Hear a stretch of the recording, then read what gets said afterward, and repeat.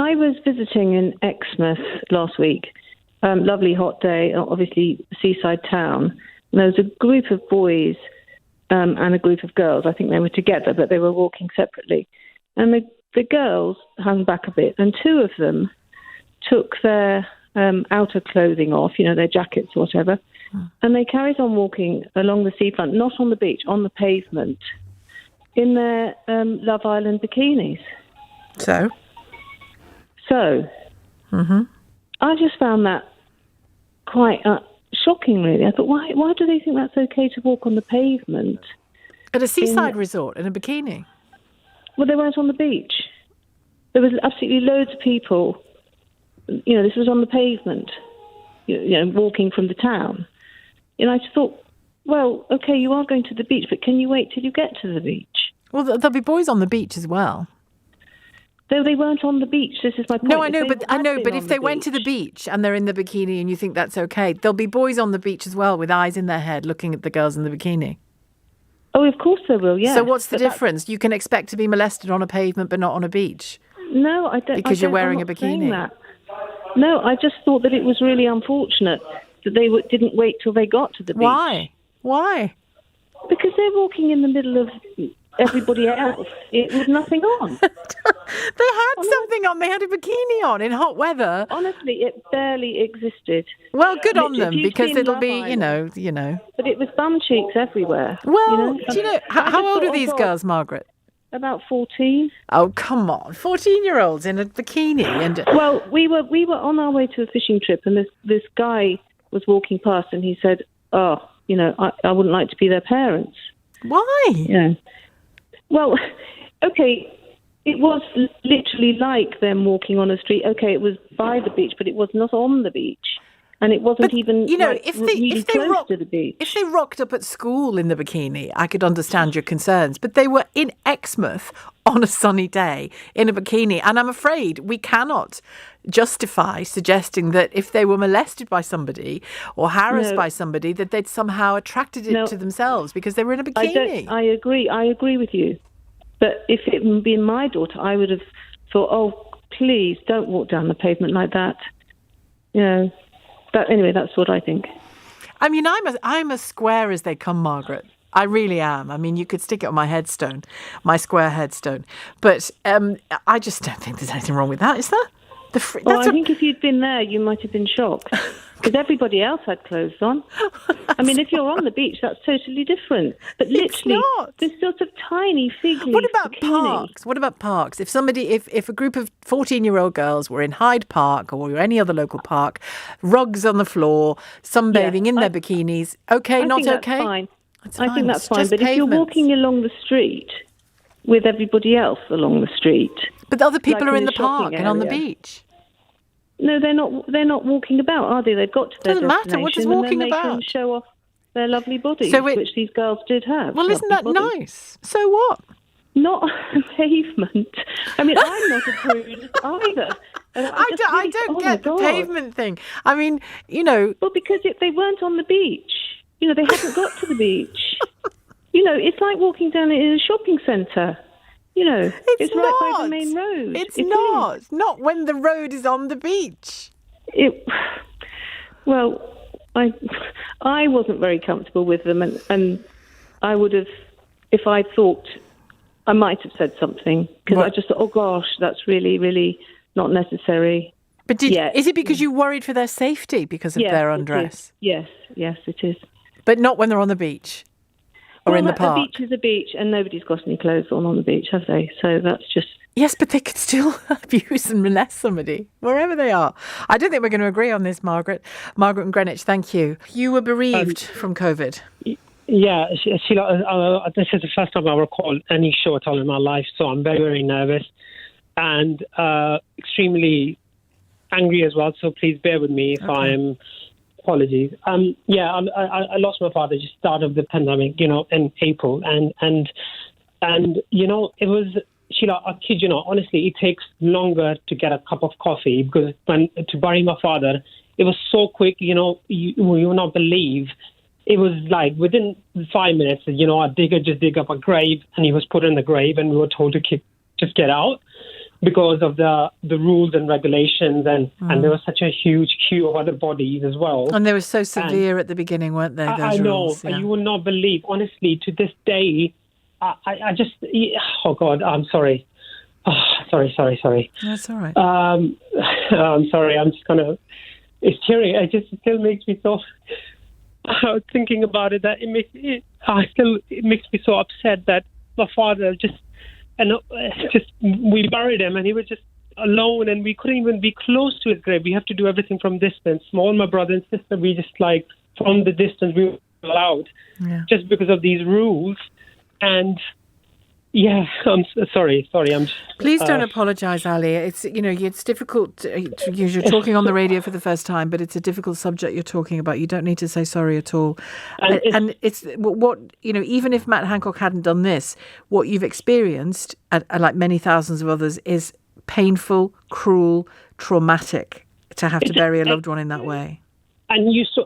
And my younger sister, who was really close and looking after my father, who was quite, was 85. And to this day, she still hasn't had the closure yet, because she said it was so unfair that we were not even able to kind of give him a proper burial. I almost have to beg people at the graveyard. I kid you not, honestly, and I would not wish it to any more worst enemy. It was such a traumatic time, you will not believe, honestly. I kid you not. I can imagine. Honestly, I would not even kid on any enemies. It was not a nice experience at all. So you're baffled as to why Hancock is still in position. Exactly. I don't understand. I mean, I'm in. My father was a lawyer, and we've been brought up to follow rules and regulation law, always respect on law and so on, and that's what we did. Even though I'll be honest with you, I was like, heck with it, I will pay the fine, I will go wherever I need to do this. But we didn't. We were stuck to what, as we were brought up. And now he does it as well. And he was going on every daily basis telling us to follow the rules, mask and this and that. And, oh, God, sorry. Again, apologies. No, you mustn't apologise. My heart is just going crazy. Apologies. Yeah, I'm enraged, honestly. Just the anger is just, it's ridiculous. And Ali, if you could sum up why you're so angry, is it because you were expected to sacrifice things and he decided he didn't need to? Exactly. We all sacrifice, and I'm sure thousands of other families all over the country. I mean, listening to your show all day, and there's so many people, kids who they couldn't be next to their mom or dad when they've lost their parent, one of their parents. I mean, I'm only one of the callers, right? All of us went through this, and he's the person who's running the health, health department, and he should be leading by example. The whole government, it's just,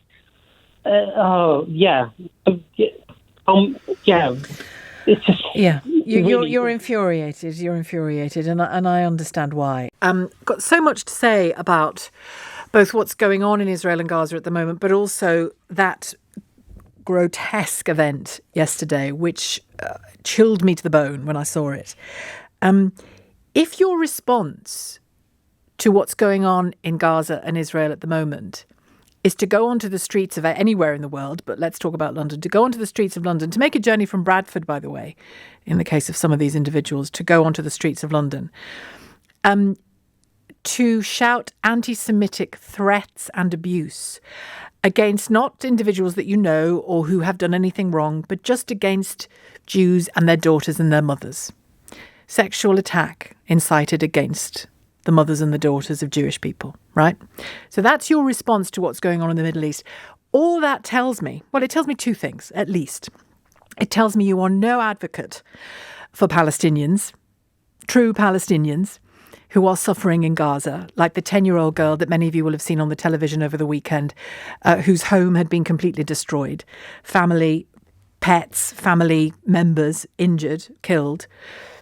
She was in despair. She was incredibly articulate, this girl. I don't know whether you saw it. She was in absolute despair. She didn't know where to turn. She didn't know what to do. She didn't know what to say. You are no advocate for that girl and her family. If your response is to do that in Finchley or in Golders Green yesterday, then what you are is really simple. You're an anti-Semite. That's it. That's the long and the short of it.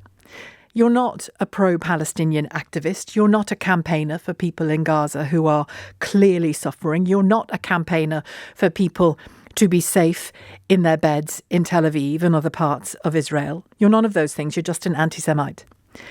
There's a whole list of things that are wrong on either side of this awful, awful, ongoing, centuries-old and certainly decades-old in recent history conflict. Of course there are, and we will and can go through those in another conversation.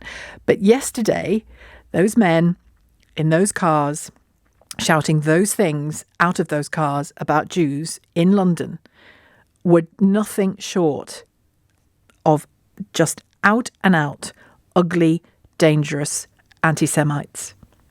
Nothing short. And you're absolutely right that Dominic Cummings has initially started this inquiry today, and from today onwards, the momentum should be carried on.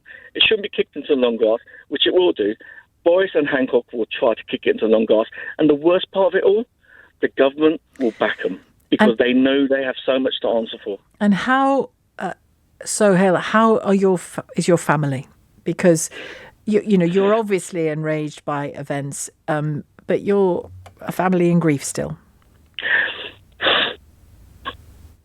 Sorry. I am not a person that suffers anxiety or anger or I'm emotional, but this is just taking the stuff in out of our family. It's taking the life out of our family. She was a well-loved mother of 5, and her children grieve, her grandchildren grieve, her husband grieves. He's never going to be the same. And because of all these inactions and advanced lack of communications, we knew what was coming down. People didn't take it seriously, and it's evident that boys didn't take it seriously. And that's what we want. We want justice and the truth to come out. It's not about sending people to prison. It's about knowing the truth that it don't happen again. 40,000 died by June. I had another 100,000 by now. I mean, that's pure incompetence. People keep on telling him not to do this, not to do that. He does the complete opposite. People ask me, what should we do? And I say, do what the opposite to what the government says. Stay safe, stay at home. Don't do what they say because they don't know what's going on. My husband died of the vaccine in January. He was 32 and a doctor. And the coroner is going through an inquest at the moment. But the government has come out with an adverse reaction called vaccine-induced thrombosis and thrombocytopenia, which is what he died of. So where I know that it is a rare side effect, I do not agree with forcing people to be vaccinated. Do you accept that refusing to be vaccinated or deciding that you don't want to be is probably a better way of describing it, it has consequences when you're a carer? I do, yeah. But then at the same time, I think people should have freedom of choice. I don't think. Well, they do. Nobody's saying they don't have freedom of choice. They're but just then they saying, won't have a job. Well, some jobs require certain things, don't they? Well, they just do. I mean, you can't get away from it, Charlotte. Some jobs require certain things of us, Yeah. God, I mean, I'm sorry, I've been remiss. I haven't said. I'm so sorry that you've gone through that because that is a very young me too. man. And so are my children. And he was on the front line, so he did have a responsibility.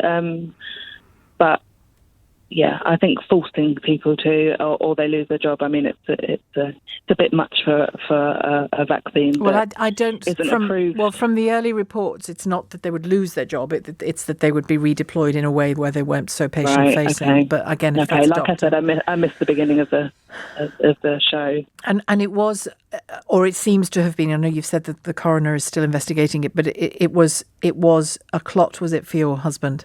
Yeah, so he had a venous sinus thrombosis and very low platelets. So he... and did he have any history of that before? Or? No, none at all. Yeah. Fit and healthy 32-year-old. And the platelets were too shocking to even go into any brain surgery or And when anything. He would have bled out. People have fears, and people, of course, it's normal to have fears about things and to have questions about things. Do you? It's a difficult one to put to you, really, because of course you're in a very particular position, but because of what's happened to you and your family. But do you think it's legitimate to say to a person, look, yes, these things happen. Here are examples, like your husband, sadly. Here are examples, but here is the rate at which these rare things happen, and here is the risk from the contraceptive pill, and here is the risk from pregnancy, vastly bigger than the risk from the vaccine. And yet that gets very little attention, does it? You know, nobody says, oh, don't ever get pregnant because you might have a thrombosis, you know. So there is a reasonable conversation to be had in those fears, isn't there? Oh, yeah, definitely. I mean, I have the conversation all the time, and I tread a very fine line now between, I've been subjected to pro-vaccine trolls and anti-vaccine trolls because of the rate at which I want to speak out. How do you feel about the statement he made where he said there were no PPE shortages because of anything we did?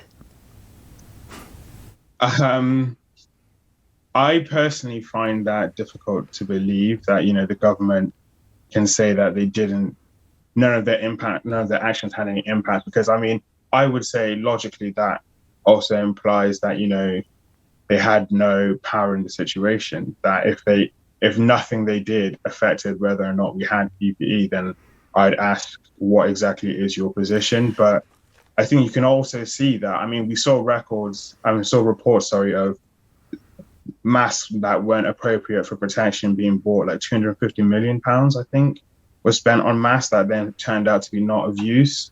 I'd say that right there indicates that actually their actions did result in there being a lack of. It also struck me that it's saying things we did is a good way of dodging the things that they didn't do, because bad consequences can come about because of things you don't do as much as things you do.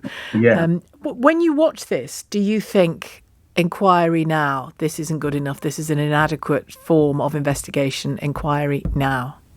I do think it has to be an inquiry now. We can see, when I was watching it, there's people asking the health secretary to provide evidence, and he was saying that, he'll provide some evidence, and he is concerned about, the public reading reports from junior members of parliament. And it seems to me, again, that the priorities don't seem to be quite in the right place. As I understood, it was a select committee to learn lessons. And he seems to be concerned about the reputation of the government. I surely believe that no holes should be barred in this. We need as much information as we can. And that's why we need to start this inquiry now, because including information that may either exonerate them of things that some people think they're guilty of, or indeed give us better context for some of the mistakes that were made. I think it's interesting, and it was news to me. It might not have been news to you, but it was news to me that in January, Matt Hancock had a figure of 800,000 deaths based on modelling from the Spanish flu. And you have to wonder if that figure had been given to the health secretary in January. And yes, it was on the Spanish flu, not COVID. But we had ministers on holiday, on skiing holidays. They had the Prime Minister away, reportedly writing a book about Churchill. You've got to ask about people's schedules and workload at that point, haven't you? And say, why were you not 24/7 looking at this issue? Or were you? Show us that you were. That's the kind of stuff we need. Yes, I think so. I think the point of the inquiry is to find answers, and not to borrow Matt Hancock's words regarding Dominic Cummings' testimony. He said that there wasn't evidence to support those statements he made, so that, we should take them with a grain of salt. And I feel like that should apply equally here, to what he says. Yeah. If you are so certain, if you believe that you did everything you could, then just show us what you did. Let's read your working, and then we can come to the same conclusion as you. I don't understand why there seems to be this hesitancy to, for example, start an inquiry and then get that process rolling so we can get the information as soon as possible. And how is your family now? I think we're doing okay. I think one thing I do feel gets a little lost in looking at the COVID-19, how the country's dealt with it, is that I feel like sometimes there's a lot of conversation about the past, and obviously that is really important. It's the past that has led to where we ended up now, but people are living with the consequences and will be living with it forever.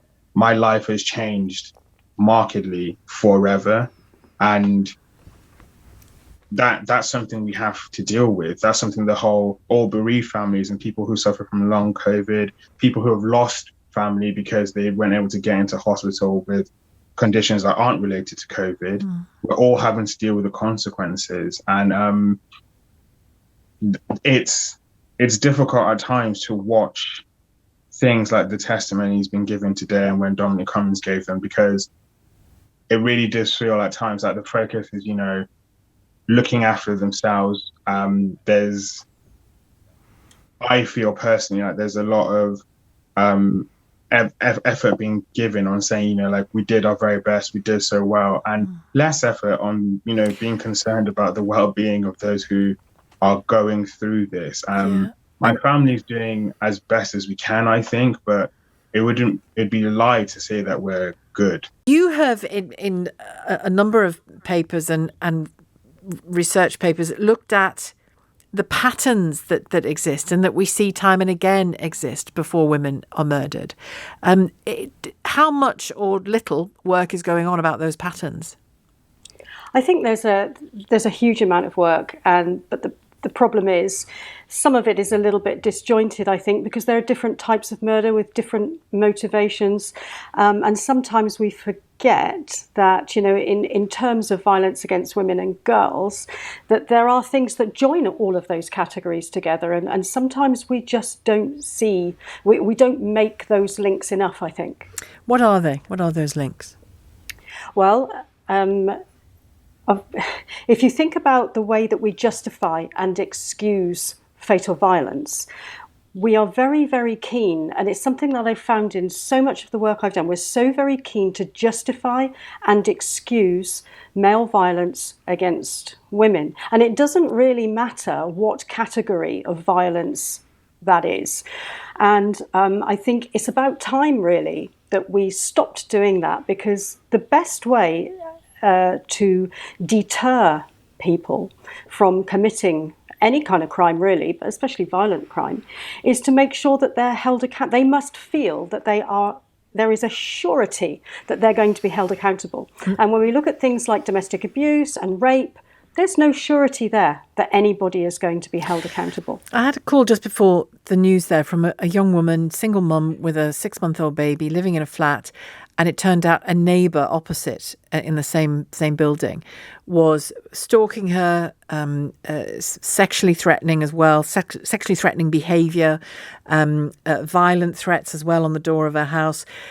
He admitted ultimately to doing it. It became clear that he was doing it. There was evidence, mental health problems, and extraordinarily, he ends up back in his flat and she has to move. Is that the kind of thing you're talking about?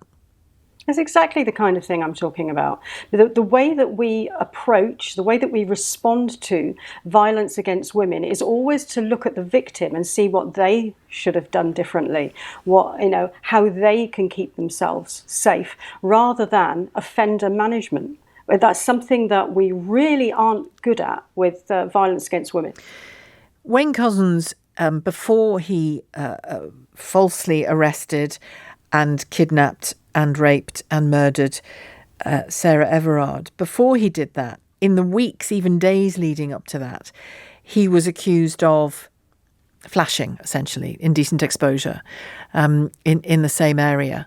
Is that the kind of level of crime that you say is, or that there is evidence is routinely ignored or diminished in seriousness? Well, one thing I will say that, in this kind of homicide, this kind of attack, it's never just come out of absolutely nowhere. It's never out of the blue. There is always a history. There are always the clues. And it is the clues we choose to ignore time and time again. So something like indecent exposure, as in this case, we're laughing at that most of the time. And if I can say the word dick pics, we think that's quite funny. But, when we think about it in a behavioural pattern sense, we should not be ignoring that. We should not be ignoring controlling behaviours, stalking behaviours. But too often, and I'll go back to what I said just now, we justify and excuse those behaviours. Also, as individuals, I've talked about this on the programme before, as individuals, and I include myself very much in this, I've minimised in my own mind stuff that's happened to me from the age of 10. Strangers, in all circumstances, actually, in my case. But I suppose girls and women have to stop doing that. Women have to help girls to stop doing that. Society, politics, systems, structures have to help girls and women stop doing that as well, don't they? Because we're swimming in this sea, aren't we? We're swimming in this soup of male violence, really. And in order to just have a normal life, you almost have to put it to one side, even though it's there.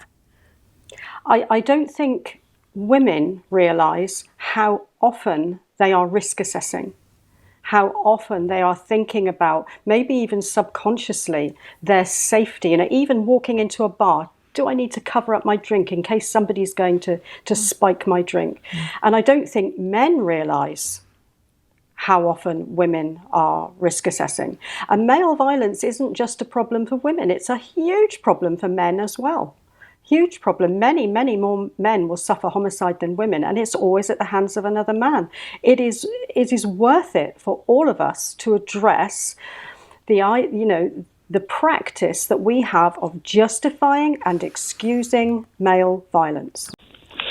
Yes, indeed. When the government decided to reopen nightlife just a few weeks ago, they thought it was safe and that there were enough precautions in place. But actually, we saw a very sharp rise in infections here in the last few weeks, and they were almost all related to nightlife or other outdoor dance events. So, actually, they misguided.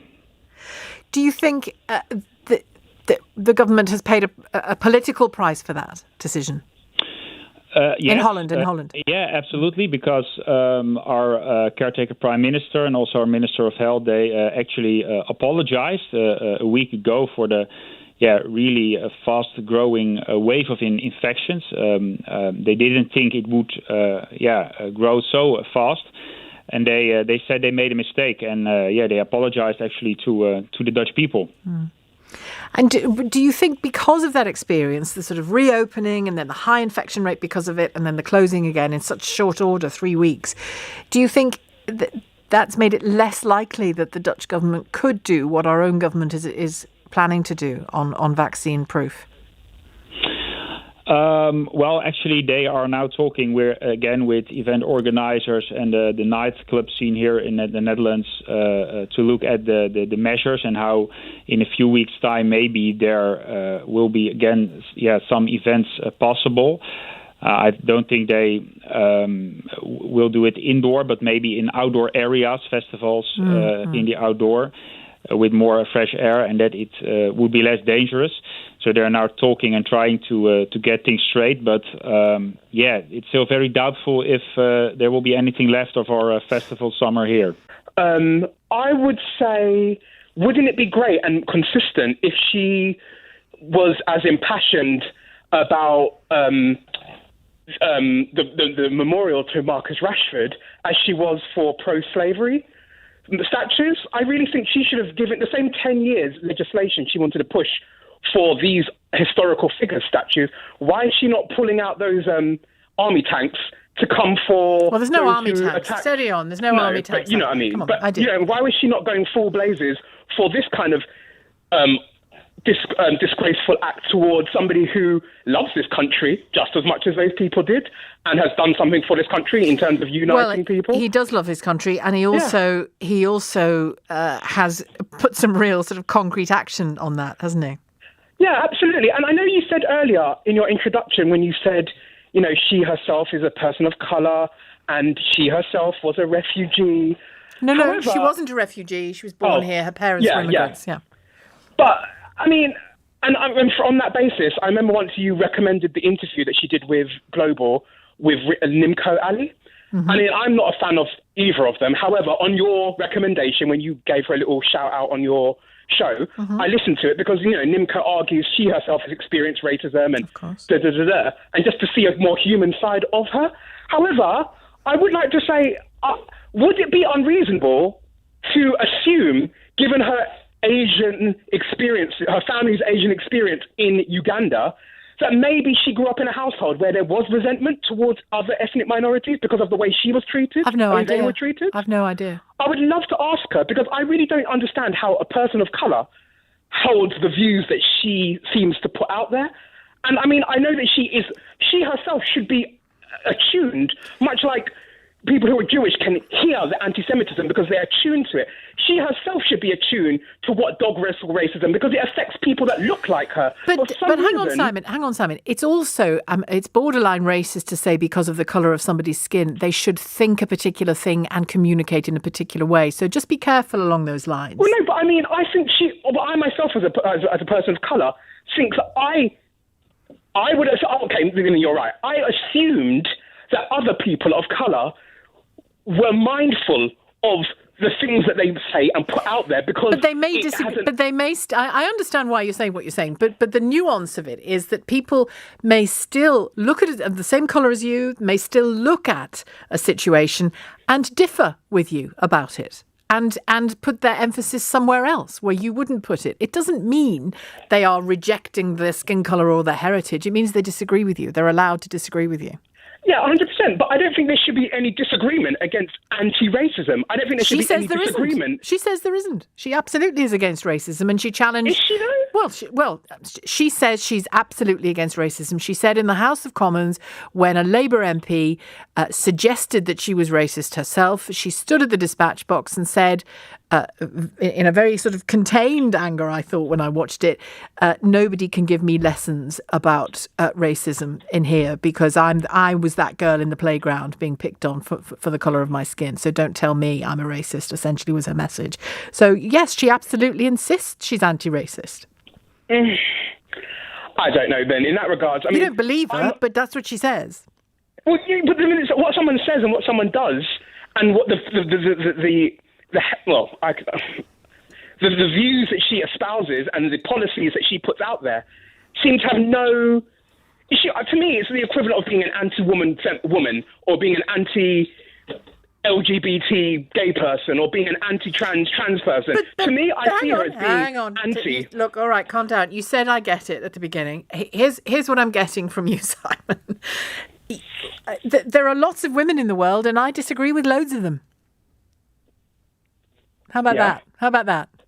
I disagree with. That's fine. It's okay. I disagree. But to have somebody, but you know those women who actually go completely over the top in terms of condemning feminism and saying it's not about radical women, rather than just seeing things for how they were. I really think Priti Patel and people in that party who are people of colour who've got into positions of power seem to have gone more extreme than any person of non-colour could have ever gone, just on the basis that they can then rebut everything that you say by saying I'm not racist.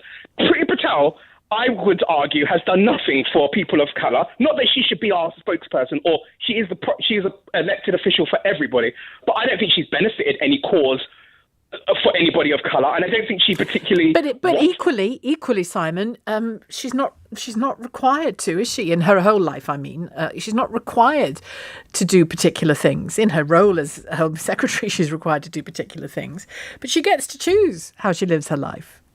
Because she is a particular colour or from a particular heritage, she doesn't have to take on a cause that you think fits that look, fits that heritage, fits that colour. I mean, that's the truth of it, and there's nothing to attack anybody about that for, I wouldn't think. But anyway, Simon, it's been great to listen to you. I do think you need to calm down a bit for your own health. But thank you. I hope that's not. I didn't mean that patronisingly. I meant it in a caring way. Thank you, Simon. All right. Well, let's get inflammatory. There's a large portion of this country who is stupid. and Boris Johnson was voted in for entirely the wrong reasons. Oh, well, there you go. You wonder what you hang on. No, you hang on. If you want to get inflammatory, you wonder why people aren't voting Labour, and you, as presumably a Labour man here, are saying stupid people vote Tory. I mean, God, you're not a salesman, are you? Well, the thing is, if Corbyn had mentioned 3 words, right, he would have walked it. He would have romped home to victory. All Corbyn had to do was utter the 3 words, get Brexit done. Anybody that said get Brexit done would have got the victory. It just so happens that Boris Johnson was the one that came up with that. And that's the trouble. I wouldn't be so sure about that. Sure about that. The thing is, the majority of people in this country, regardless of what that vote said, and I'm speaking as somebody who voted Leave and have been desperate for another chance to put that right. Because why did you have a stupid day? I had a very. I am a textbook example of somebody that should never have been able to have that vote. I don't think you're stupid, Simon. I was joking with you then. But my whole upbringing has been like most people in this country. The Sun newspaper in my life, through my parents, spouting their nonsense, which makes me believe that the EU is something negative, when actually that couldn't be further from the truth. Now, the thing is, what I want from Keir Starmer is 2 things. 1, I want the offer of a universal basic income. And 2, I want the offer of a second referendum. And that's the only 2 things I want from him. It's not going to happen. Well, there you go. But there must be thousands of people like me out there. You really want us now, at this point, to rerun a referendum on Europe? Yeah, because the majority of people didn't want to leave anyway. It might actually make them get off their backside this time and put that right. The other thing is, one thing that really gets my goat is when you get callers phoning up to say that they couldn't vote for Labour. Oh, for whatever reason, I couldn't vote for Labour, implying that their vote would go to Tory, right? Well, look at what we've got and look at the situation and the state that we're in. We're an embarrassment. And that's partly because of people that would vote for Johnson because they can't vote for Labour. Do you like your country, Simon? At the moment, no. When did you stop liking it? When did you stop liking it? Because I'm thinking. I know you're not standing for office, but I'm just thinking that unless, I've got problems with Boris Johnson and how he goes about his politics, but what he brings is a belief that he loves. He convinces people.